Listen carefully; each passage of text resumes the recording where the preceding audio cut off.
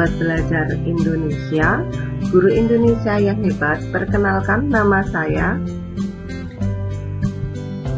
Yulia Astuti dari UPT SD Negeri 37 Gresik, Kecamatan Manyar, Kabupaten Gresik, Provinsi Jawa Timur, akan mencoba melakukan pengimbasan setelah melakukan pelatihan guru pembelajar seri pendidikan inklusi.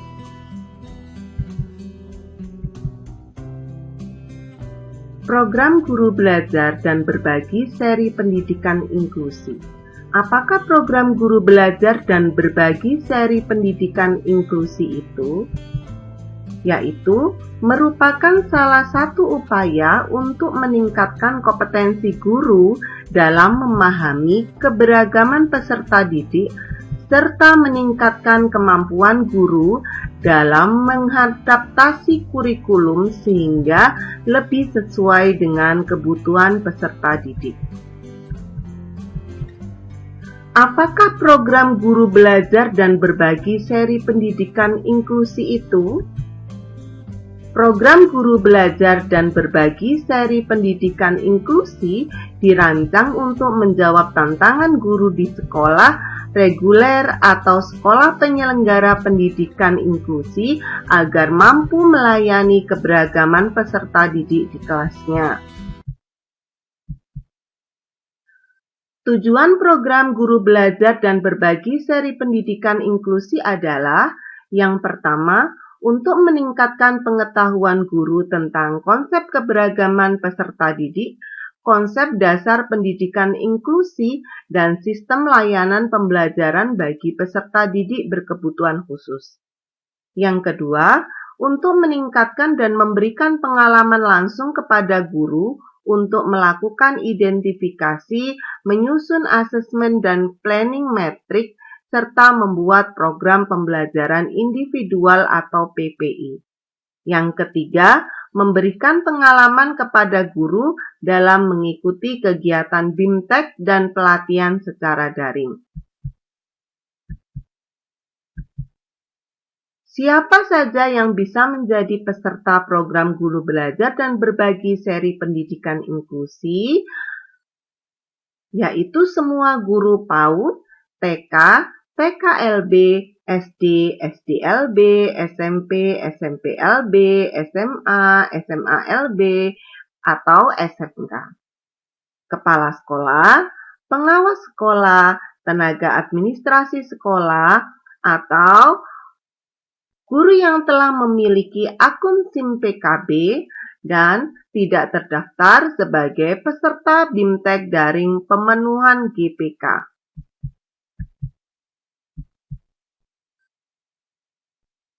Dalam kegiatan Guru Belajar Seri Pendidikan Inklusi ini terbagi dalam 4 tahap.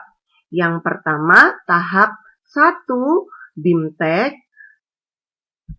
Yang kedua, tahap 2, pelatihan dengan syarat telah menyelesaikan tahap 1 BIMTEK dengan nilai minimal 70. Tahap ketiga adalah micro-learning.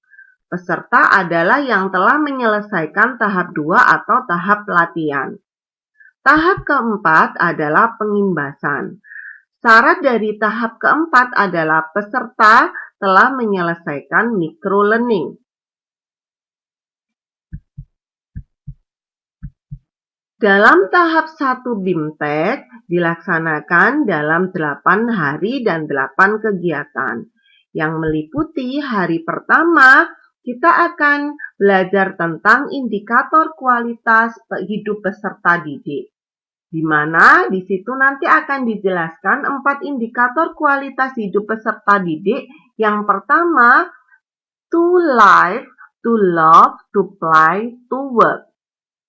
Hari kedua, kita akan mempelajari tentang klasifikasi peserta didik berkebutuhan khusus yang meliputi peserta didik berkebutuhan khusus dengan hambatan sensorik, hambatan mental kognitif, hambatan fisik, dan hambatan lainnya. Pada hari ketiga, kita akan mempelajari apa itu kebutuhan pembelajaran pada peserta didik berkebutuhan khusus.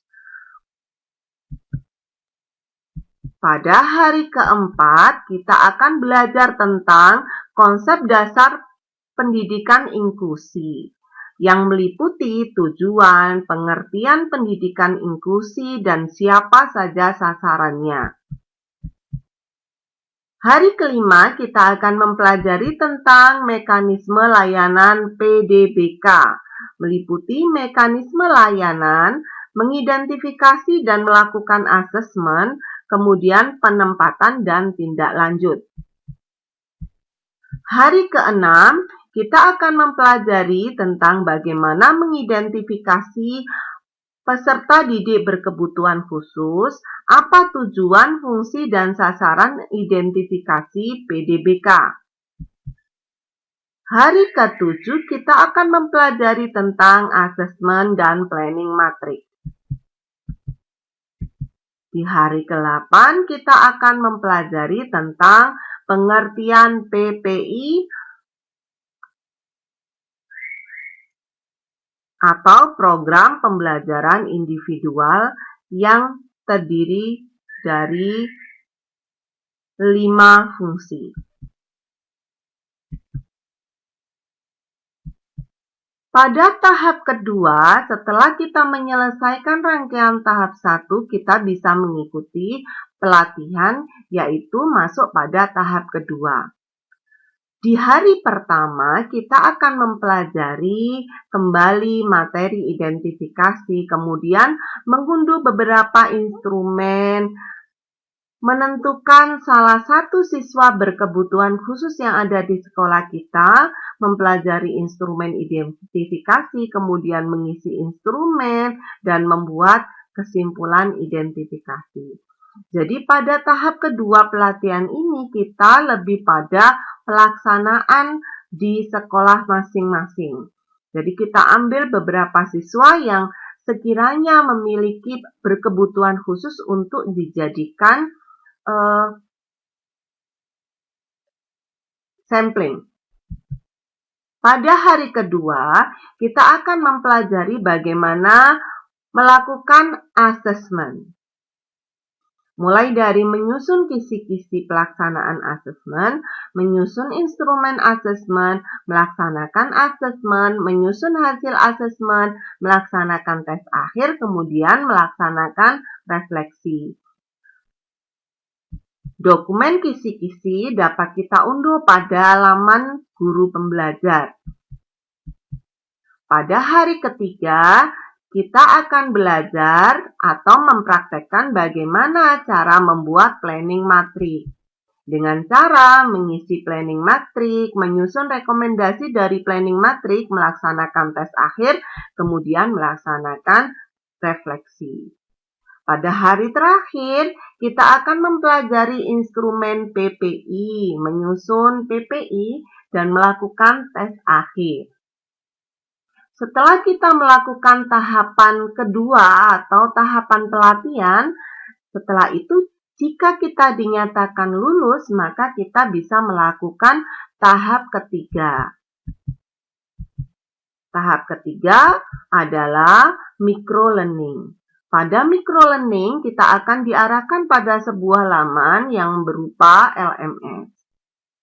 Setelah kita melampaui tahap ketiga atau microlearning, maka kita akan melanjutkan pada tahap keempat. Tahap keempat merupakan pengimbasan.